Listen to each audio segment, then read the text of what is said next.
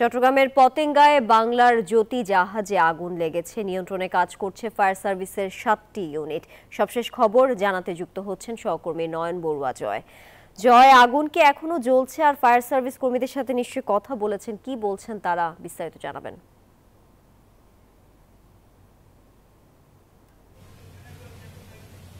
ধন্যবাদ তানিয়া। আগের ঘন্টায় কিন্তু আমরা দেখানোর চেষ্টা করছি বাংলা জ্যোতি নামে যে জাহাজটি এখানে তেলের ট্যাঙ্কার ছিল, তার কারণে আগুন ভয়াবহ আকার রূপ নিয়েছে। তবে আগুন পুরোপুরি এখনো পর্যন্ত নিয়ন্ত্রণে আনতে পারেনি। এখানে চেষ্টা করছে ফায়ার সার্ভিস, নৌবাহিনী, ইস্টার্ন রিফাইনারি সহ বিভিন্ন স্থানীয় লোকজন, তারা কিন্তু চেষ্টা করছেন যেভাবে হোক যেন আগুন নিয়ন্ত্রণে আনতে। তবে এখানে আহত হয়েছে কয়েকজন, আমরা দেখেছি আরও 3জন নিখোঁজ আছে খবর পেয়েছি। তবে তাদেরকে উদ্ধার করার জন্য চেষ্টা করছেন নৌবাহিনী, ফায়ার সার্ভিস, কোস্টগার্ড থেকে নিয়ে বিভিন্ন বাহিনী তারা চেষ্টা চালিয়ে যাচ্ছেন। আমরা দেখছি এখনো পর্যন্ত আগুন নিয়ন্ত্রণে তারা চেষ্টা করছেন, যেহেতু কর্ণফুলী নদীর ধারে কিন্তু এই আগুন লাগার ঘটনা ঘটেছিল। তো কয়েকদিন ধরে এই জাহাজটি কিন্তু এখানে অপেক্ষা করছে, তেল নিয়ে এখানে অপেক্ষা করছে। তবে হঠাৎ করে যে আগুন, কেন আগুনের সূত্রপাত তাও কিন্তু বলা মুশকিল। ফায়ার সার্ভিস তাৎক্ষণিক কিন্তু বলা সম্ভব হয়নি। তারা চেষ্টা করছেন আগুন নিয়ন্ত্রণে আনতে, যেহেতু এখানে তেলের ট্যাঙ্কে আগুন ভয়াবহ হাহাকার রূপ নিয়েছে। এই আগুন যেন অন্য জাহাজে যেন ছড়িয়ে না পড়ে সেদিকে কিন্তু তাদের নজর রেখে চারিদিক থেকে পানি দিয়ে আগুন নিয়ন্ত্রণের চেষ্টা করছেন। এখানে ইস্টার্ন রিফাইনারির যারা আছেন তারাও কিন্তু চেষ্টা করছেন। আমরা একটু জানতে চাচ্ছি আগুনের কি অবস্থা এখন। আগুন আমরা আসলে সকালে যখন আগুনটা ধরে তখন একটু খুব সিভিয়ার অবস্থা ছিল। আমরা ফার্স্ট রেসপন্স হিসেবে আমাদের এখানে ইআরএল, আপনি জানেন যে আমাদের জেটিতে নিজস্ব ফায়ার ফাইটিং ব্যবস্থা আছে, আমরা খবর পেয়ে ইআরএল থেকে পুরো টিম নিয়ে আসি। সাথে সাথে যেহেতু আগুনটা বিয়ন্ড দ্য কন্ট্রোল, আমরা আমাদের যে ইমার্জেন্সি যে আপনার যে নৌবাহিনী, এয়ারফোর্স, ফায়ার সার্ভিস সবাইকে আমরা খবর দিই। তার সবাই আসছে, সবার সম্মিলিত প্রচেষ্টা।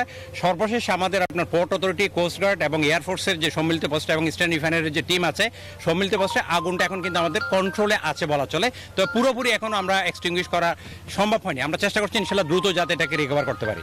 আচ্ছা, এখানে হতাহতের কোনো ঘটনা ঘটেছে কিনা?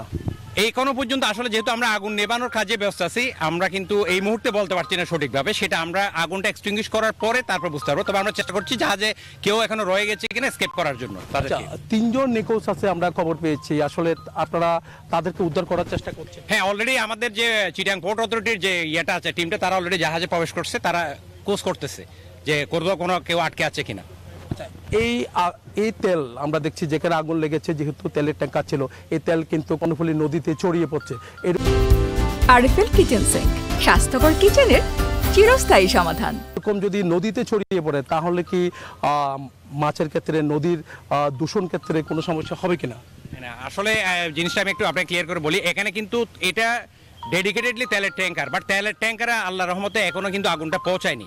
এটা ধরছে ইঞ্জিন রুমে, মানে অর্থাৎ এটা ফ্রন্ট সাইডে একটা ফ্রন্ট ডেকে, যেখানে তারা স্টোর হিসেবে ইউজ করে আর তারা স্টোর হিসেবে ইউজ করে ওখানে।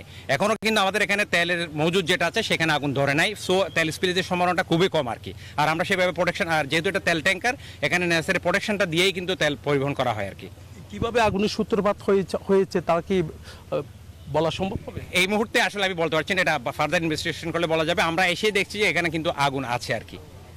একটু দেখাতে যাচ্ছি, দেখতে পাচ্ছেন চেষ্টা করছেন এখানে ইস্টার্ন রিফাইনারির উচ্চপদস্থ কর্মকর্তা যারা আছে, তারা যেমনটা জানিয়েছেন, যেহেতু তারা অভিজ্ঞ তেল নিয়ে, তারা যেমনটা জানিয়েছে এখনো পর্যন্ত তেলের ট্যাঙ্ক যেখানে আছে সেখানে কিন্তু আগুন পৌঁছতে পারেনি। তার কারণে এর আগে তারা নিয়ন্ত্রণের চেষ্টা করছেন। তেলের ট্যাঙ্কে যদি আগুন লাগে তাহলে ভয়াবহ তা আরও বাড়ত বলে মনে করছেন। তারা বলছে ইঞ্জিন রুমে আগুনের সূত্রপাত হয়েছে। তবে বৈদ্যুতিক কোনো শর্ট সার্কিট বা কোনো কারণে আগুনের সূত্রপাত হয়েছে বলে তারা প্রাথমিকভাবে তারা ধারণা করছেন বলে আমাদেরকে জানিয়েছেন। দেখতে পাচ্ছেন বিভিন্ন জায়গা থেকে নৌবাহিনী, কোস্টগার্ডের বিভিন্ন জাহাজ এসেছে।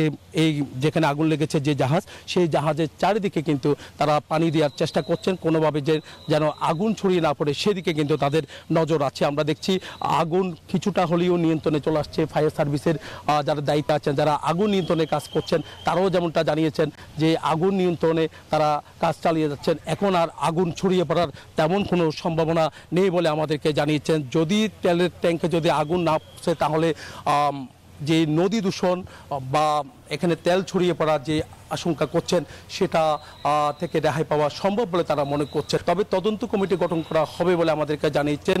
কিভাবে আগুনের সূত্রপাত হয়েছে তারা তদন্ত করে কিন্তু। জয়, আপনাকে ধন্যবাদ।